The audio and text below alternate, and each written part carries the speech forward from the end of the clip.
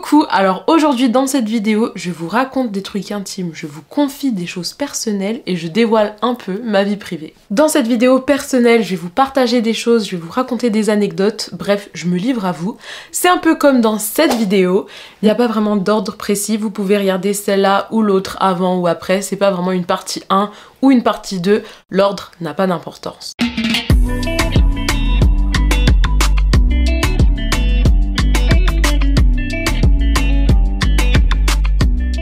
Donc maintenant, commençons la vidéo, je vais piocher et me livrer. As-tu déjà fait le premier pas? Genre, draguer? Alors, on va dire en amour. Donc oui, j'ai déjà fait le premier pas 2 fois. Faut savoir que je suis assez timide, j'ai un peu peur de me faire recaler, mais ça m'est quand même arrivé. J'ai pris mon courage à 2 mains et je suis allée vers la personne. La première fois, j'ai été en couple pendant 2 ans avec cette personne finalement, donc j'ai bien fait. Et la deuxième fois, je me suis faite recaler. Parce que le gars n'aimait pas les femmes. Donc c'était un demi-râteau, on va dire. Prochain papier. Décris un moment où tu as eu vraiment peur. Quand un photographe a lourdement insisté pour que je fasse des photos topless lors d'un shooting photo, on n'était que tous les deux en plus et j'étais encore mineure. Raconte ton premier bisou. Ça c'est drôle. Alors j'avais 14 ou 15 ans et j'étais en vacances en France avec le fils d'une famille qui connaissait bien ma famille. Ce garçon, on va l'appeler Milan. On s'était un peu rapprochés pendant tout le séjour et nos familles avaient loué une grande maison en campagne pour qu'on puisse passer les vacances là-bas. Et à un moment, on discutait assis l'un à côté de l'autre sur des petites marches en pierre devant une maison abandonnée. Devant nous, il y avait un grand champ de blé ou de vigne, je sais plus trop, mais bref, on discutait et à un moment, Milan se retourne et m'embrasse. Sa petite sœur arrive, elle nous voit et nous menace d'aller tout balancer à nos familles et Milan commence à lui courir après pour essayer de la convaincre de ne rien raconter et de se taire parce qu'on était hyper timide. Est-ce que tu t'es déjà battue? Alors, je me suis jamais battue, mais j'ai déjà donné une gifle à une fille. Si vous voulez savoir l'histoire de comment ça s'est passé, pourquoi, etc., elle est dans l'autre vidéo. Et voilà. Raconte un truc méchant qu'une amie t'a fait. Alors, j'en ai même 2. J'ai une amie qui m'a ghosté sans aucune explication du jour au lendemain. La dernière fois qu'on s'est vu, on planifiait une activité pour le lendemain. Le lendemain arrive, aucune nouvelle d'elle, mais par contre, je vois qu'elle publie des stories à l'endroit où on était censé aller ensemble cette journée-là. Pendant toute la journée, j'avais aucune nouvelle de sa part, elle avait ignoré tous mes messages, mais par contre, elle continuait de publier sa petite journée. Je l'ai relancée, je lui ai envoyé des messages, j'ai même essayé de l'appeler plusieurs fois, j'ai jamais eu de nouvelles. Et jusqu'à ce jour, mes messages sont laissés en vue depuis 1 an. Ça pique un peu. J'ai jamais eu d'explication et je me demande toujours qu'est-ce qui s'est passé. J'ai aussi une copine qui a disparu de chez moi le jour de mon anniversaire lors d'une soirée pyjama. Une fois que moi et mes copines on s'était endormis, elle en a profité pour s'enfuir de chez moi pour aller à une autre fête. Il faut savoir qu'on était mineurs à l'époque et qu'elle était privée de sortie, mais sa mère avait fait une exception pour mon anniversaire. Et voilà ce qui s'est passé. Est-ce que je suis en couple? Je suis en couple, oui, depuis maintenant presque 1 an. Quel était ton pire date? C'était dans une boîte de nuit, vous avez bien entendu. Déjà, depuis quand on va en date en boîte de nuit? C'était la pire décision, franchement. D'ailleurs, j'ai fait une vidéo là-dessus que je vais publier un jour. Elle est déjà filmée, il reste plus qu'à la monter. Mais je vais vous faire une petite story time là-dessus parce que franchement, ça mérite d'être raconté. Est-ce que tu as déjà subi du harcèlement scolaire? Alors, pas du harcèlement scolaire, mais j'ai déjà eu une période pendant laquelle mes amies sont devenues hyper méchantes avec moi, c'était au primaire. Elles faisaient des petits trucs mesquins pour m'exclure. Par exemple, elles avaient défini une journée de la semaine, c'était le mercredi, je m'en rappelle. Et pendant cette journée-là, je n'avais pas le droit de jouer avec elles. À un moment, il y en a une d'entre elles qui vient me voir et je me dis « Ah super, il y en a une qui vient me parler et tout ». C'était pour me donner une petite pièce de 5 sous et pour me dire « Tiens, va t'acheter des amis avec ». Des petits trucs sympas comme ça. Petite info à laquelle je viens de penser d'ailleurs, au Québec, on ne dit pas vraiment harcèlement scolaire, on va plus utiliser le terme d'intimidation. Voilà, petit fait comme ça pour votre information. Où a été ton meilleur date? Au spa.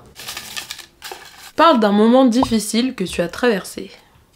Je dirais que le premier, c'est en grandissant. grandir sans figure paternelle, c'était assez compliqué. Et le deuxième, ça serait le passage à l'âge adulte. C'est quoi cette période sérieusement? C'est une période de transition, tu te sens perdu, mais tu te dis que t'as encore beaucoup de temps devant toi et en même temps tu te sens en retard, tu vois que tous les gens autour de toi accomplissent plein de trucs, donc tu te compares, tu vois que tu changes, ton corps change, beaucoup de choses changent, et là tu vois le futur, en tout cas tout ça, ça m'angoisse de ouf. Comment t'as rencontré ton copain? On a des amis en commun qui ont organisé un week-end dans un grand chalet et j'étais invitée. Et il était là-bas pendant le week-end, on s'est rapprochés. Ensuite, quand on est revenu du chalet, on est devenus partenaires d'études. On allait étudier à la bibliothèque, rien de plus.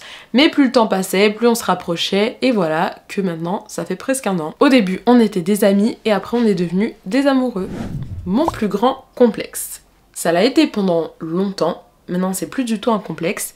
Mais c'était mes cheveux. À une époque, je me rappelle, je pleurais parce que j'avais les cheveux frisés, je me regardais dans mon petit miroir et je trouvais mes cheveux horribles. Je me comparais beaucoup aux filles qui avaient les cheveux lisses dans ma classe et faut dire que j'ai fréquenté des écoles où j'étais l'une des seules noires. J'ai fait une vidéo complète dans laquelle je raconte toute cette histoire et d'ailleurs j'ai mis plein de photos de moi quand j'étais petite, ado, jeune adulte pour vraiment raconter mon parcours et mon évolution. Est-ce que t'as déjà trompé quelqu'un? Non. T'as quel rapport avec l'argent? Et est-ce que tu gagnes ta vie avec les réseaux? Pour être honnête, l'argent me stresse. J'ai souvent peur d'en manquer et moi et ma famille, on n'a jamais été vraiment dans le seuil où on pouvait dépenser sans penser, dépenser sans penser.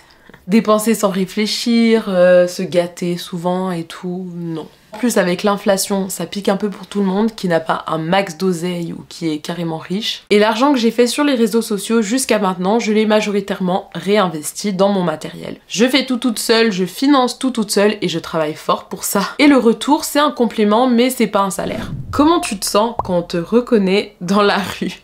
En vrai de vrai, je suis timide. Je sais pas si ça se voit. Peut-être pas derrière la caméra parce que voilà, il y a personne dans ma chambre, il y a qu'une caméra. Mais dans la vraie vie, il m'arrive de temps en temps d'être timide. Mais ça m'a pas empêché de rencontrer des gens hyper gentils qui m'ont donné le sourire et qui ont carrément refait ma journée. Mais après, je vous avoue que j'ai vécu des petites situations un petit peu embarrassantes. Des fois, je suis dans la rue et j'espère qu'on me croise pas à ce moment précis. Par exemple, la fois où je suis sortie du dentiste après m'être fait arracher les 4 dents de sagesse et j'avais la bouche et le chandail en sang. Ou le jour où je sortais d'une réunion de travail en pleurant après une altercation, voilà, c'était pas le moment de rencontrer des gens. Mais sinon, quand je croise des gens dans la rue ou dans le métro, ça me fait trop plaisir de parler avec des personnes qui suivent un peu ce que je fais et souvent il y en a qui sont hyper gentils, ils me disent des trucs super bienveillants, donc ça fait super plaisir. As-tu déjà passé la nuit au poste de police? Non, mais j'ai failli. Non, je déconne. Le moment le plus romantique que t'as vécu? En voyage à New York avec mon copain, on avait fait une traversée de bateau. Bon, il y avait d'autres gens, mais c'était quand même romantique. On voyait le soleil se coucher et toutes les petites lumières de la ville de New York qui commençaient à s'allumer. Une fois que la petite traversée de bateau était terminée, on est revenu à bord et on voyait toutes les petites lumières de la ville de New York qui s'illuminaient à travers la nuit. Qu'est-ce que tu penses de YouTube? Est-ce que tu es contente d'avoir créé ta chaîne? Alors contente, oui, c'est un truc que je veux faire depuis super longtemps, mais par contre je dois vous dire un truc, je suis quelqu'un dans la vie qui aime quand les choses vont vite, j'aime que le progrès soit rapide. Je crois que vous voyez où je veux en venir. J'aime pas trop l'étape de l'évolution où je suis en bas, voyez-vous. J'avais pas d'attente, mais on dirait que j'espérais quand même que la progression de ma chaîne se fasse un peu plus rapidement. Je vous avoue qu'à certains moments, j'étais un petit peu démotivée. Pas seulement par rapport à la progression, mais aussi la charge de travail, les attentes et les exigences que j'avais envers moi-même. Mais vous savez ce qui m'a donné la force? Vos commentaires. Les gens qui écrivent des commentaires, franchement, vous avez aucune idée de l'impact que ça peut avoir. Et les créateurs de contenu, ils font des vidéos, oui, par passion, mais aussi pour que les gens les voient et qu'ils interagissent, pour qu'ils soient intéressés par les vidéos, peut-être touchés par une histoire, intrigués, curieux, mais que ça les divertisse. Donc quand je vois des commentaires de gens qui me disent qu'ils aiment mon travail, qu'ils aiment ce que je fais, qu'ils regardent mes vidéos attentivement et qu'ils me disent que ce que je fais les intéresse, ça me motive énormément. Donc voilà, j'espère que cette vidéo vous a plu. Si vous aimez bien mes petites histoires, anecdotes, mon énergie ou peu importe, si vous aimez bien ma chaîne en général, n'hésitez pas à vous abonner et à me laisser un petit commentaire et on se retrouve dans une prochaine vidéo.